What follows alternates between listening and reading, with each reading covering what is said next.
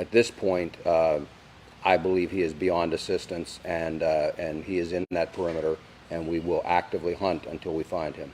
Those are the words from police today as the manhunt continues for an escaped murderer who is now said to be armed. Plus, next year's race for governor is shaping up here in the first state, and Delaware gun safety laws are upheld for the third consecutive time. Those stories and much more straight ahead tonight on DETV News.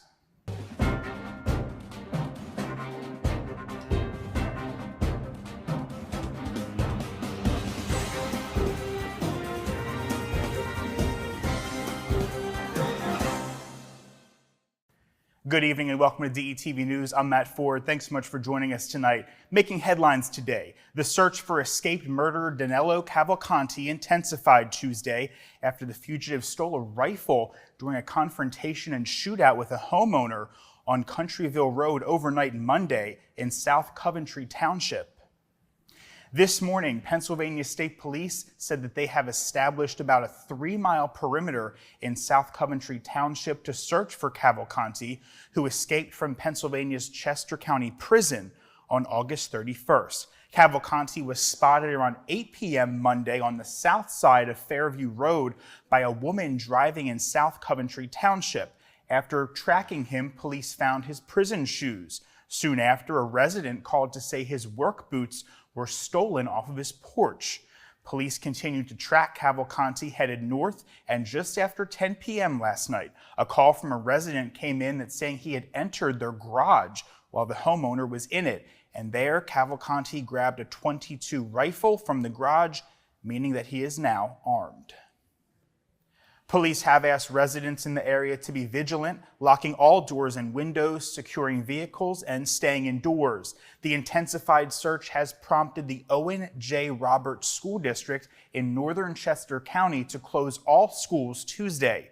Route 100 from Fairview to Ridge Roads are closed to traffic, as is a large stretch of Route 23 west of Route 100. In related news, Longwood Gardens will reopen to visitors Wednesday after being closed for several days due to the intensive manhunt in the area. The popular attraction and gardens closed last Thursday. In a Facebook post, Longwood Gardens said it looks forward to welcoming back visitors starting 10 a.m. Wednesday. Now, there is no word on whether these recent developments we just told you about are going to keep the gardens closed longer. And closer to home, the 2024 race for Delaware governor took shape this morning when Lieutenant Governor Bethany Hall Long announced her bid for the job. The long-awaited announcement was held in the Delaware History Museum on Wilmington's Market Street. The former nurse has held public office for 2 decades and was elected lieutenant governor in 2016. But I can tell you, I hope that when I am elected, that we can make sure Delaware is the best place for every child, every person, every family, every business to succeed and thrive. Current Governor John Carney is nearing the end of his second term and by law cannot run for a third. Hall Long will face Newcastle County Executive Matt Meyer in the September 2024 primary. And a federal judge has denied yet another challenge to the Delaware gun safety law that allows gun dealers to be held accountable in court for violence that they create. This is Attorney General Kathy Jennings' third consecutive win over the gun lobby. Earlier this year, the same federal court ruled against a challenge to the assault weapons ban and large capacity magazine ban. Both laws do remain in effect. In an opinion released late last week, Judge Richard G. Andrews of the U.S. District Court for the District of Delaware dismissed a challenge by the National Shooting Sports Foundation to Delaware's Kershaw-Kiki Anderson Safe Firearms Sales Act. That act, sponsored by Senator Brian Townsend, was signed into law in 2022. It is named for Kiki Anderson, an innocent bystander who was killed in a 2016 shooting. The law repeals immunity granted to gun dealers, making Delaware the first state in the country to repeal the gun industry immunity shield. To Kent County now, Dover police say a woman was seriously hurt last Wednesday in a crash involving one of their police officers. She has later died. The wreck happened around 8 a.m. at South Little Creek Road and Signal Street. 59-year-old Lorene Miller of Dover was flown to Christiana Hospital in critical condition. Police said that she died from her injuries this past Sunday. Investigators said a car driven by Miller turned left in front of a patrol vehicle, resulting in what police say was an offset head-on collision.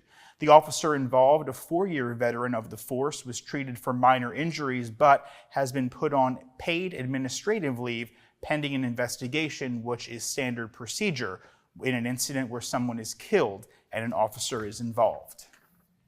And Delaware State Police are investigating the shooting death of a 26-year-old woman and wounding of a 41-year-old man in Laurel. This happened Sunday evening. Laurel police arrived at West 6th Street at about 9:30 at night to find the woman, who has not yet been identified, inside a car with gunshot wounds. She was pronounced dead at that scene. A Millsboro man was also shot. He was taken to a local hospital with injuries described as life-threatening. Now, according to state police, which has taken over the investigation, the shooting occurred at the entrance to Little Creek Apartments, and the victims drove to 6th Street.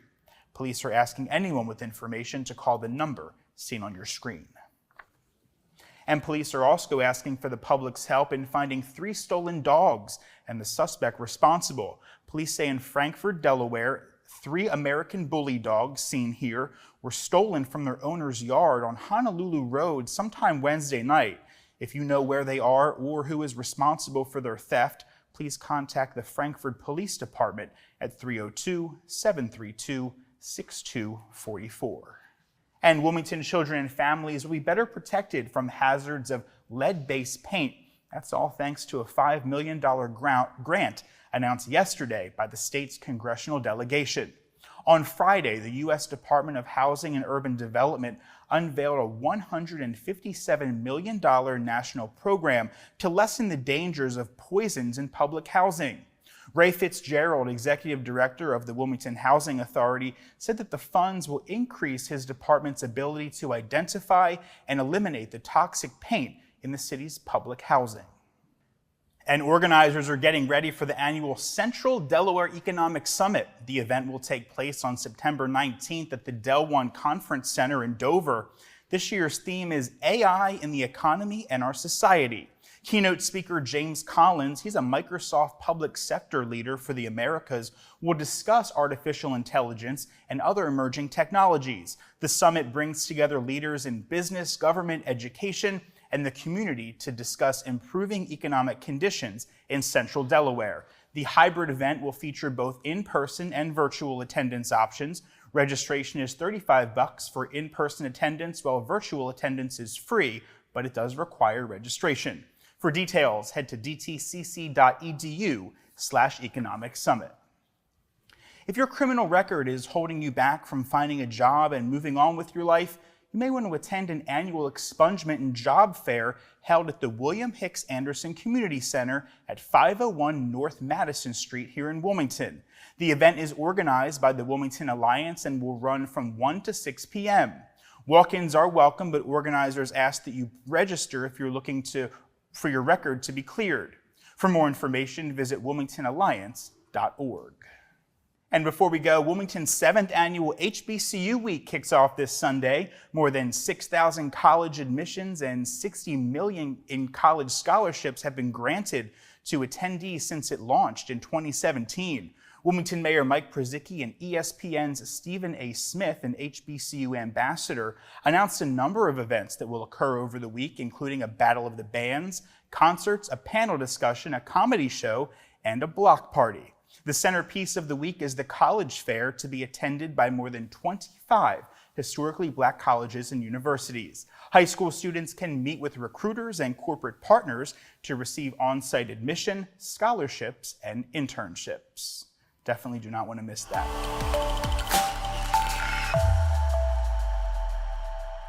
Hello and welcome to DETV News. Thanks so much for being with us tonight. I'm Matt Ford. Topping the news today, aided by a plane with thermal imaging, Pennsylvania police captured escaped murderer Danilo Cavalcante early this morning, ending a 2-week manhunt that had closed schools and put the area on edge. Cavalcante scaled the walls at Chester County Prison on August 31st. That's 1 week after he was sentenced to life for killing his ex-girlfriend.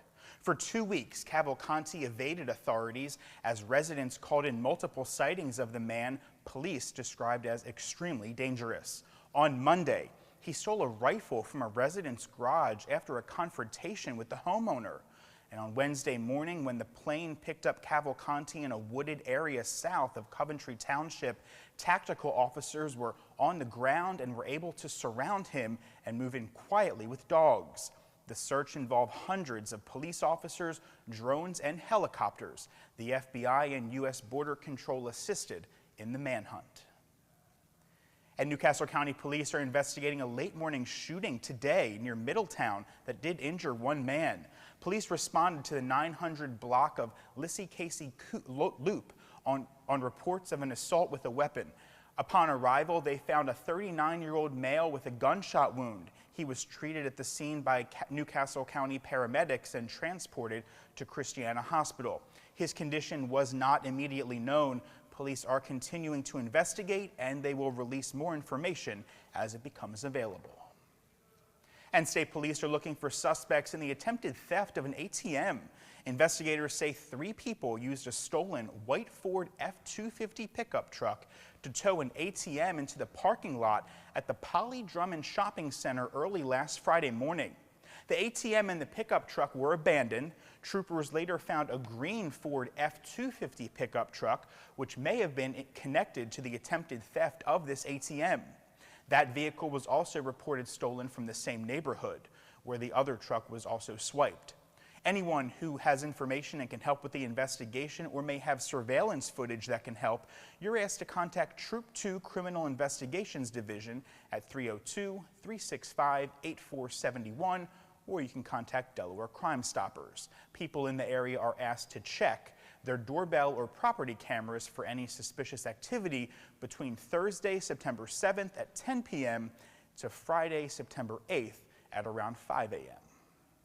In other news, Wilmington police are issuing a warning about a phone scam that involves a caller pretending to be from the police department. Here's what happens. The caller mentions a DNA test as well as a fine.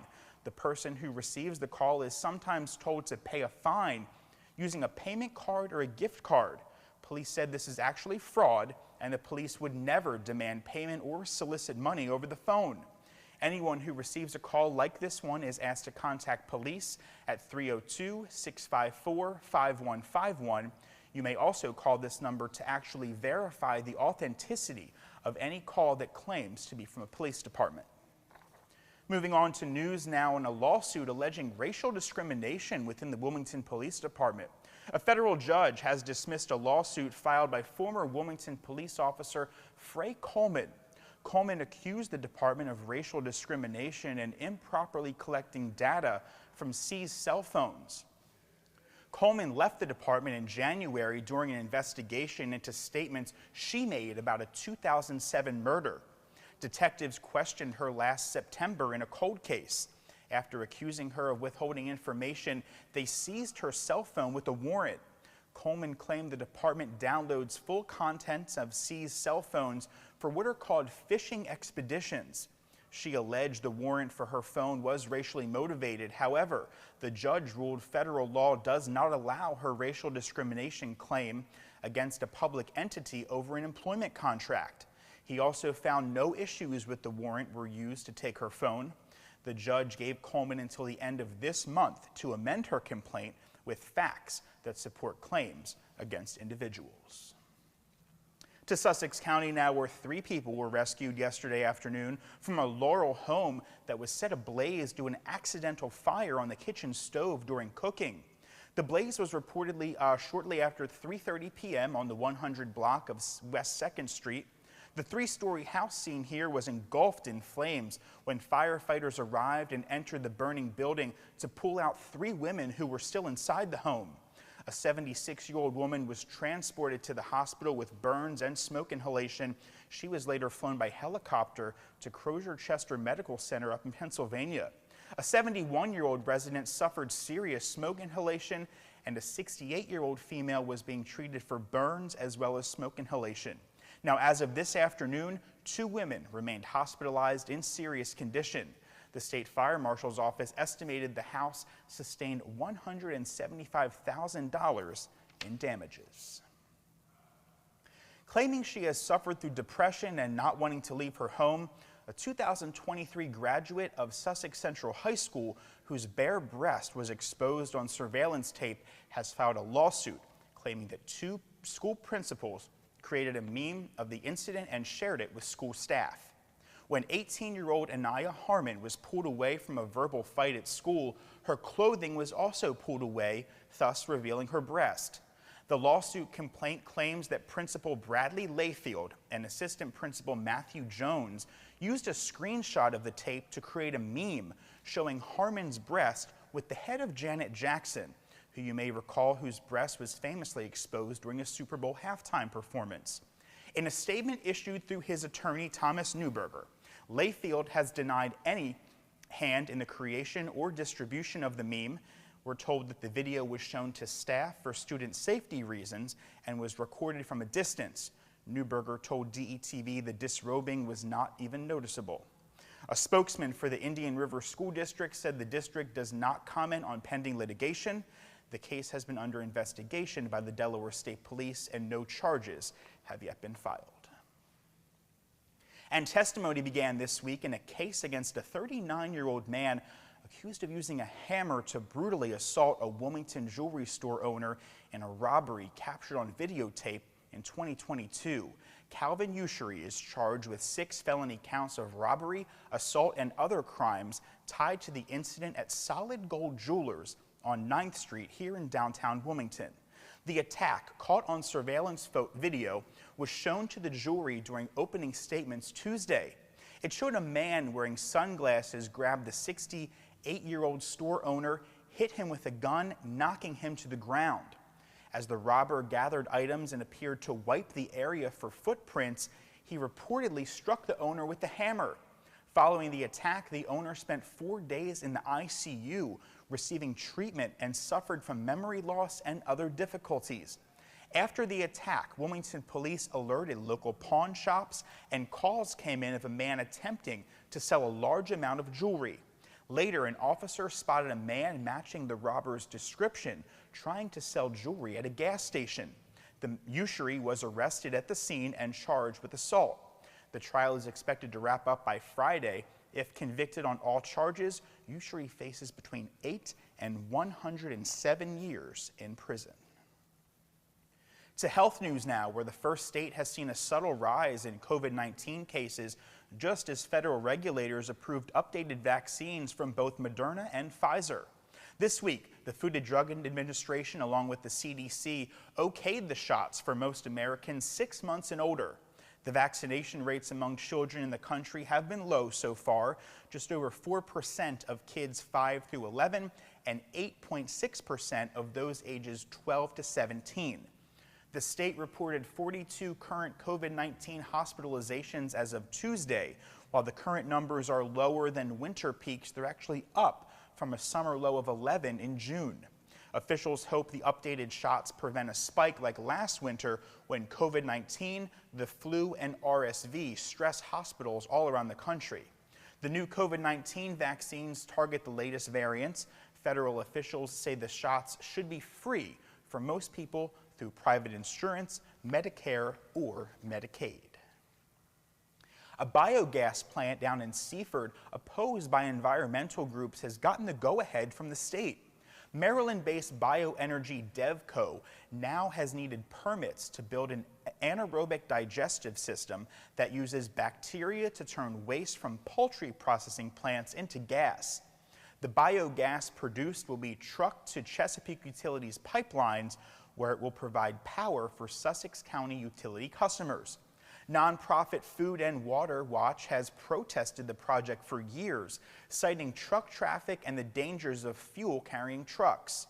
The group was joined by the ACLU in its contention that their objections were also a question of environmental justice. The community surrounding the facility is a home to a higher rate of people of color and those living in poverty than the average community members in Sussex County. The ACLU and other organizations filed a complaint with the Federal Environmental Protection Agency that nearby residents were not properly informed of the company's plans, as notices that went out were in English while most residents in the area only speak Spanish. That complaint is still under review. As for safety concerns, a company statement noted the approval of state and local fire companies to their safety protocols and response plan should there be an accident with highly flammable fuel. Others support the project because it will reduce the amount of waste polluting the watershed by 250,000 tons annually. And the Delaware Office of Highway Safety has announced a series of public forums across Delaware to work with residents to decrease road fatalities in our state. The office says 3 forums will be held, 1 in each of Delaware's 3 counties in the coming weeks. The events include discussions on planning safety initiatives, reducing crashes, and preventing deaths on the roads. The number of traffic fatalities in the state reached a new record in 2022, prompting the forums for the public to weigh in and collaborate with the Office of Highway Safety. Other topics included impaired driving, pedestrian safety, and speeding are also set to be addressed. The public forums have been scheduled for the following dates and locations that have been seen on your screen here. The Office of Highway Safety encourages neighbors to attend either in person or virtually. Further information and registration for the forums can be found at saferroadsde.com. And before we go this evening, Newcastle County celebrated a big birthday Tuesday when officials marked the 350th anniversary of the creation of current boundary lines. In 1673, Newcastle was the first county established here in the first state. The land had changed hands repeatedly between the Dutch, Swedish, and English settlers who established various colonies in modern-day Delaware. The land had been occupied by the Lenape people for thousands of years before European settlers arrived and claimed the New World.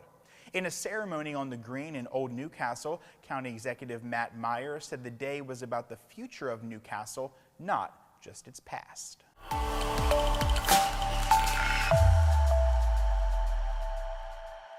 Good evening and welcome to DETV News. I'm Matt Ford. Thanks so much for being with us. Topping the news today, Delaware State Police are investigating a fatal crash down in Felton that happened Wednesday morning.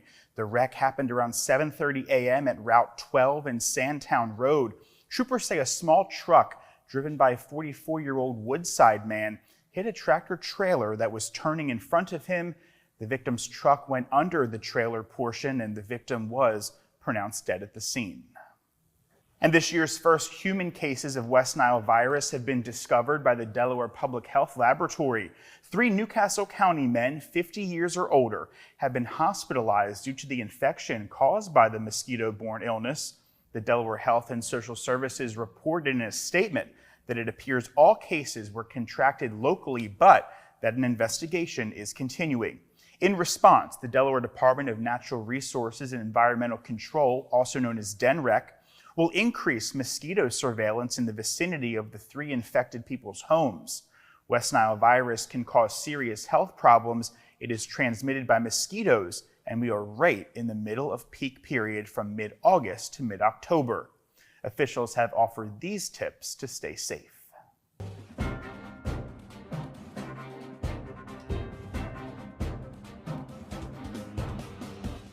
And a 21-year-old Delaware man, Josiah Brown, was sentenced to 7.5 years in federal prison for the carjacking of a U.S. Congresswoman's SUV in Philadelphia nearly 2 years ago. You may recall this. Representative Mary Gay Scanlon was leaving a meeting at FDR Park in South Philadelphia in December of 2021 when Brown and another person demanded her car keys. She complied, and the perpetrators drove off in her vehicle. Brown later claimed that he didn't recognize the Congresswoman and that his weapon was actually unloaded.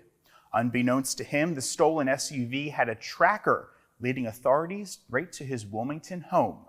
Brown faced federal charges of carjacking and brandishing a gun during a violent crime. Scanlon, in a letter to the judge, expressed lingering insecurity in public spaces and concerns that the incident contributed to Philadelphia's reputation as an unsafe place. Philadelphia saw a record high of over 1,300 carjackings last year alone. That's a 53% increase over 2021. The proposed decrease in Wilmington's parking violation fine, well, it appears to be stuck in neutral. Last October, Mayor Mike Przicki announced a proposal to reduce typical parking violations from $40 down to $25. Well, 11 months later, the only legislation City Council has even introduced is one from Councilwoman Maria Cabrera that would drop fines from $40 down to $30. And even that one hasn't been touched by the Finance and Economic Development Committee since it was introduced in May. During his budget address earlier this year, Mayor Przicki said that Wilmington would lose over $500,000 if the parking fines were reduced to $25, plus an additional $750,000 in reduced parking violations and booting fees if less workers continue to enter the city. In this year's budget, Wilmington anticipated $2.8 million from parking fines and another $3.8 million in red light revenues, which was a reduction of the $1.6 million, as the city has overestimated the amount of tickets the 10 new cameras have actually produced. Wilmington's red light camera fine is currently $110 and can jump another $30 if it isn't paid within 90 days. The Fines and Fees Task Force is planning to meet every 3 weeks until its recommendations are due to Wilmington City Council. And Christiana School District has found a new home for their graduation ceremonies. Superintendent Dan Shelton said beginning this school year, all 3 high schools will have their graduations on the same day at the Chase Fieldhouse. This comes months after a controversial arrest on the University of Delaware campus this summer, seeing a Newark High School graduate violently arrested less than an hour after his graduation at the university's Bob Carpenter Center. The arrest triggered a fallout between the district and the university, beginning with Christina moving to cease holding graduations on campus, alongside advocacy for further sanctions. The Christina School Board moved to cut the commencement tie in its July meeting. The 18-year-old's charges were dropped by the State Department of Justice. And the Delaware Healthy Mother and Infant Consortium's Guaranteed Basic Income Program, it's a 2-year pilot initiative, and it's providing vulnerable pregnant women with a monthly income of $1,000 via debit cards to support healthy birth outcomes and postpartum periods. Based at the Rose Hill Community Center in Newcastle, the program offers wraparound services, including a caseworker, financial coach, and mental health and primary care services. The primary goal is to support mothers in challenging circumstances and equip them with life and financial skills for independent navigation. The program, which has shown a whopping 324% return on investment, offers a shared community among mothers and has led to improved prenatal care access and reduced birth complications. Participants highlight the importance and support and resources for mothers in need. Now, with the pilot program ending in the next year, officials say they will now seek funding to continue and expand this program. Anticipation is high for next week's public opening of a new $26 million YMCA in Middletown, located a short drive from the Middletown Main Street. The 56,000 square foot facility replaces the existing YMCA on Cass Street. DETV took a tour of the state-of-the-art facility. Our indoor-outdoor functional training space is a first of its kind for the Delaware YMCA, with a wide range of functional training equipment, including sleds and tires, outdoor turf training space. Basketball courts are lined for basketball, volleyball, and pickleball, where we will host classes and seminars. We also have 2 outdoor basketball courts and 6 outdoor pickleball courts located at the other side of our parking lot. Here at Middletown, our fitness center is over 10,000 square feet with all state-of-the-art equipment. A new school here in Wilmington will be named after a man who served as principal for many years. The new Maurice Pritchett Senior Academy will replace Bancroft School. It's the first school built in Wilmington in more than 50 years. Pritchett, who died in April, was principal of Bancroft School from 1975 to 2005. The $84 million school will cover several blocks in the city and is expected to open for 600 students in the fall of 2024. Now, if you happen to be on the Delaware State University campus, check out the new exhibit covering the career of longtime state legislator Herman Holloway Sr. Holloway was one of the giants serving in the state legislature for 30 years. He was the first African American to serve in Legislative Hall, elected to the State House of Representatives in 1963 and the State Senate the following year. Holloway was known as a great orator who managed to pass fair housing laws during tumultuous times. Family members were on hand Wednesday to celebrate the exhibit opening. But it looks real nice here. We're very proud of those that came to attend today, and we're proud that this legacy will stand here at Delaware State University forever and a day. We wanted to do something to cherish the memory and remind people of Senator Herman Holloway Sr. University historian Carlos Holmes said the collection will be displayed in the campus art gallery for 2 weeks, then it gets moved to the university's archives. Well, what was said to be one of Delaware's greatest rap events has been canned. The hip-hop celebration that was slated to make history, featuring Rick Ross and many other rap legends next weekend, is canceled. The Grand Opera House announced on their social media Wednesday that they pulled the plug on the show due to circumstances beyond their control. The event was titled Masters of the Mic Hip Hop 50 Tour, a celebration of hip hop's 50th anniversary. The lineup was to feature a blend of contemporary rappers and pioneers such as Rick Ross, 2 Chainz, Fat Joe, Big Daddy Kane, and Slick Rick. A big reason the event was sunk is likely due to the ticket prices, which were initially $170 per person. The Grand offered the same tickets for $100 on Facebook last week. For more information, you can visit thegrandwilmington.org or call 1-800-37-GRAND. And before we go this evening, Friday begins National Hispanic Heritage Month, a time to celebrate the histories, cultures, and contributions of American citizens whose ancestors came from Spain, Mexico, the Caribbean, and Central and South America.